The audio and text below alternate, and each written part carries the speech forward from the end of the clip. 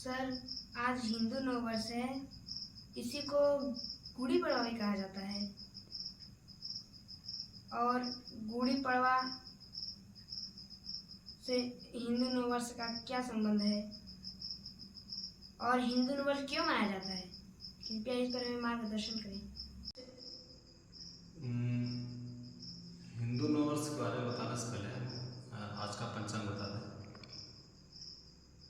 आज का पंचांग कलयुगाब्द 5125 विक्रम संवत 2081, मास चैत्र मास है, शुक्ल पक्ष,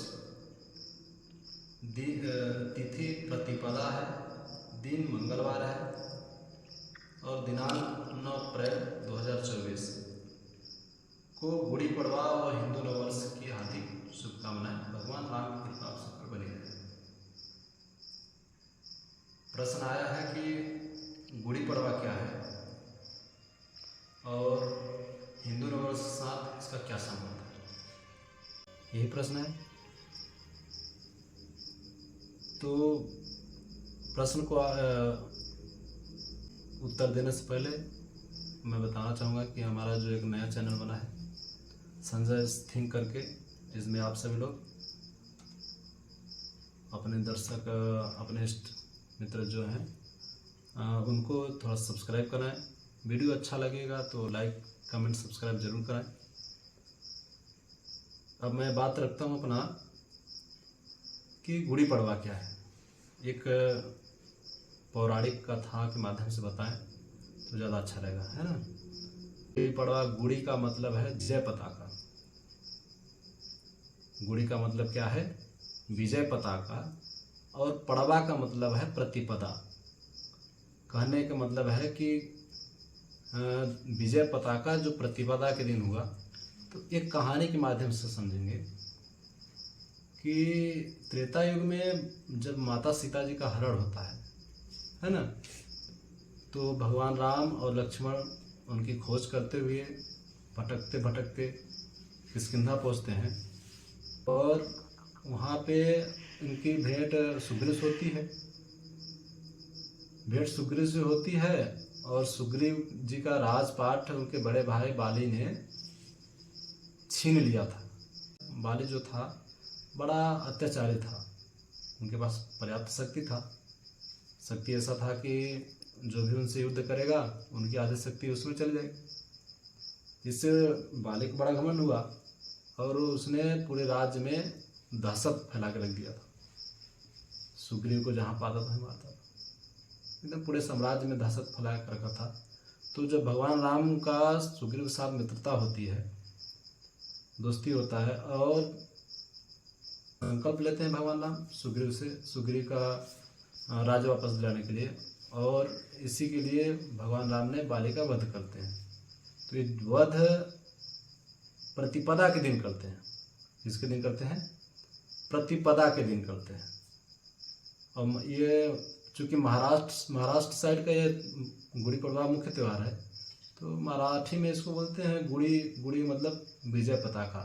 प्रतिपदा के दिन विजय प्राप्त हुआ बाली पर, इसलिए इसको गुड़ी पड़वा कहा गया। और जो किष्किंधा था, किष्किंधा राज्य था, वहाँ के सुग्रीव जो राजा बने, उनकी प्रजा खुशहाल हुई। इस खुशी में गुड़ी पड़वा मनाया जाता है। गुड़ी पड़वा समझ में आया क्या? तो उस समय से फिर से गुड़ी पड़वा मनाया जाता है।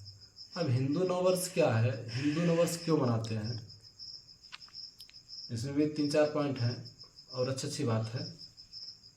पहला ये कि चैत्र मास के पहले जो फाल्गुन का मास होता है, हम लोग होली खेलते हैं, तो फाल्गुन के मास में पेड़ पौधे पत्तियां पूरा झड़ जाती हैं, तो और जैसे चैत्र मास लगता है, चैत्र मास में सभी पेड़ पौधों में कलियां आने लगती हैं। आने का मतलब प्रकृति का श्रृंगार होने लगता है। ये इसका पहला दिन मानते हैं कि अब से पेड़ पौधों में अच्छे से कलियां आने लगेंगी, नए नए पत्ते आने लगेंगे। पहला ये कारण है। और दूसरा कारण है कि चैत्र का जो नवरात्र स्टार्ट होता है, प्रतिपदा के दिन से ही स्टार्ट होता है। चैत्र का नवरात्र शुक्ल पक्ष प्रतिपदा यानी पहले दिन से शुरू होता है। दूसरा कार्य, तीसरा कार्य कह सकते हैं कि ब्रह्मा जी ने पौराणिक कथा में जो हमें ज्ञान प्राप्त होता है ब्रह्मा जी ने इसी दिन सृष्टि की रचना किए थे। सतयुग में ब्रह्मा जी ने सृष्टि की रचना इसी दिन किए थे। और भगवान राम का इसी दिन राज्याभिषेक होता है। शुक्ल पक्ष प्रतिपदा के दिन भगवान राम का राज्याभिषेक होता है। और भगवान झूलेलाल की जयंती भी इसी दिन मनाई जाती है। और जो हमारा विक्रम संवत चलता है, जो सम्राट विक्रमादित्य थे, उनके जो गुरु हुए वराहमिहिर, उन्होंने विक्रम संवत चलाया। विक्रमादित्य के नाम से जो विक्रम संवत चलता है, उन्होंने इसी दिन से लेकर दिन और रात जो भी गणना किए, इसलिए ये हिंदू ग्रंथों में, हिंदू पौराणिक कथाओं में, हिंदू साहित्यों में, सनातन संस्कृति में, भारतीय वर्ष में इसी के दिन से हिंदू नववर्ष मनाया गया। अब इतना सारा जो ब्रह्मा जी की सृष्टि का रचना करना, प्रकृति का नया रूप लेना और भगवान राम का राज्याभिषेक होना, ठीक है, और नवरात्रि इसी दिन से स्टार्ट होना और विक्रम संवत का प्रारंभ, इतना अच्छा कहाँ से हो सकता है। बहुत अच्छा शुभ दिन माना जाता है ना। ये तो रहा कि हिंदू नववर्ष क्यों मनाते हैं, इसका ये जवाब रहा कि इतने सारे हमारे पवित्र दिन इसी दिन पड़े, पवित्र काम इसी दिन किया गया, इसलिए हिंदू नववर्ष मनाया जा रहा है। अब बात यह है कि क्या हिंदू नववर्ष मना लेने से या फिर कुछ ऐसे दीपक जला लेने से, झंडियाँ लगा लेने से, जय श्री राम के नारे लगा लेने से क्या हिंदू नववर्ष मना लिया जाएगा क्या? इसमें हमारे में क्या परिवर्तन होगा? जो कल था वो आज भी है, कल भी रहेगा, तो इसमें नया क्या होगा?